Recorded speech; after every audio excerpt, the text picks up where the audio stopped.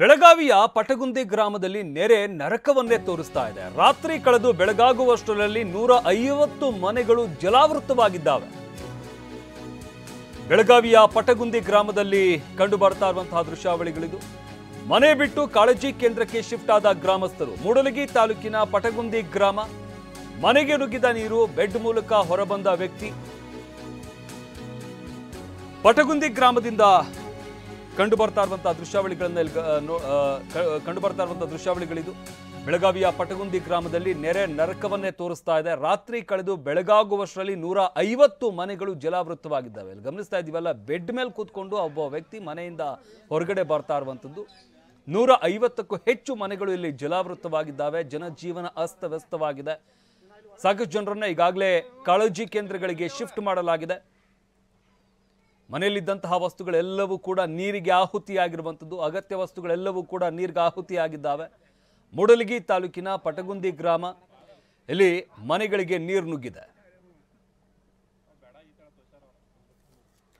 ಇನ್ನು ಪಟಗುಂದಿ ಗ್ರಾಮದಿಂದ ನಮ್ಮ ಪ್ರತಿನಿಧಿ ಸಹದೇವ್ ಮಾನೆ ಪ್ರತ್ಯಕ್ಷ ವರದಿಯನ್ನು ನೀಡಿದ್ದಾರೆ. ನೋಡಬನ್ನಿ. ಘಟಪ್ರಭಾ ನದಿ ಅಬ್ಬರಕ್ಕೆ ಪಟಗುಂದಿ ಗ್ರಾಮ ಪತ್ತರುಗುಟ್ಟಿ ಹೋಗ್ತಾ ಇರುವಂಥದ್ದು. ಯಾಕಂದ್ರೆ ಇಲ್ಲಿ 150ಕ್ಕೂ ಅಧಿಕ ಮನೆಗಳು ಈಗಾಗಲೇ ಸಂಪೂರ್ಣವಾಗಿ ಮುಳುಗಡೆಯಾಗಿ ಸಾಕಷ್ಟು ಕುಟುಂಬಗಳು ಈಗಾಗಲೇ ಏನು ಬೀದಿಗೆ ಬಂದಿರುವಂಥದ್ದು.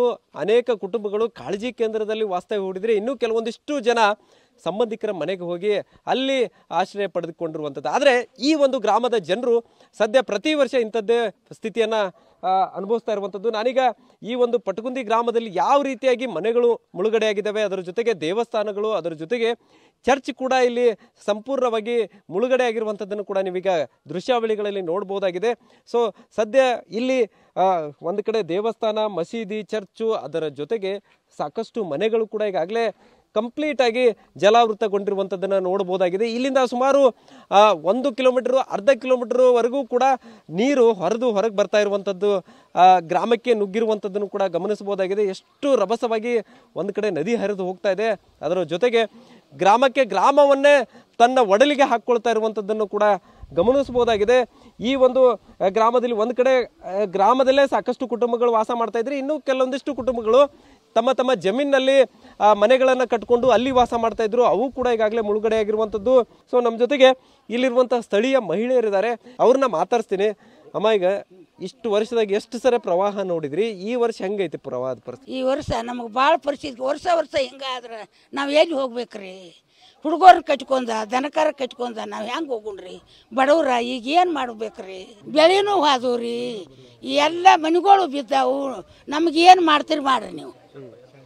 ಏನು ಸಾಕ್ಷಿ ಏನು ಪ್ರಯಾಣ ಕೊಡ್ತೀರಿ ಕೊಡ್ರಿ ನೀವು. ಮತ್ತು ನಮಗೆ ಭಾಳ ಕಷ್ಟ ಬಂದೈತ್ರಿ. ಸಾವುಕಾರಟ್ಟು ಅನುಕೂಲ ಮಾಡಣ್ರಿ. ನಮಗೆ ರೊಕ್ಕ ರೂಪಾಯಿ ಏನು ಬೇಡ ರೀ, ನಮಗೆ ಇರುವಾಕಟ್ಟ ಮನೆ ಅಟ್ಟು ಮಾಡಿಕೊಡಣ್ರಿ. ನಾವು ಅದ್ರ ಒಟ್ಟು ಏನು ಬೇಡ್ಕೋದಿಲ್ಲ ಅವ್ರ ಕಡೆ ರೀ. ನಾವು ಭಾಳ ಕಷ್ಟದಲ್ಲಿ ಅದಾವ್ರಿ. ನಮ್ಮ ದಯಮಾಡಿ ನಮಗೆ ಸರ್ಕಾರ ನಮಗೆ ಏನಾರು ಮಾಡಿಕೊಡ್ಬೇಕ್ರಿ, ಪರಿಹಾರ ಕೊಡ್ಬೇಕ್ರಿ. ನಮಗೆ ನಾವು ಬೇಡ್ಕೋದಂದ್ರೆ ಅದನ್ನ ನಮ್ಮ ಕಡೆ. ಸೊ ಇದಿಷ್ಟು ಈ ಒಂದು ಗ್ರಾಮದಲ್ಲಿ ಸಾಕಷ್ಟು ಅವಾಂತರಗಳು ಸೃಷ್ಟಿ ಆಗ್ತಾ ಇರುವಂಥದ್ದು ಒಂದು ಕಡೆ. ಆದರೆ ಇವರೆಲ್ಲರಿಗೂ ಕೂಡ ನಮಗೆ ಪರಿಹಾರ ಬೇಡ, ಶಾಶ್ವತವಾದಂತಹ ಒಂದು ನೆಲೆ ಕಲ್ಪಿಸಿಕೊಡಿ ಅನ್ನುವಂಥ ಮಾತನ್ನು ಕೂಡ ಹೇಳ್ತಾ ಇರುವಂಥದ್ದು. ಕ್ಯಾಮರಾಮನ್ ಪ್ರವೀಣ್ ಜೊತೆ ಸಹದೇವ್ ಮಾನೆ, TV9 ಬೆಳಗಾವಿ.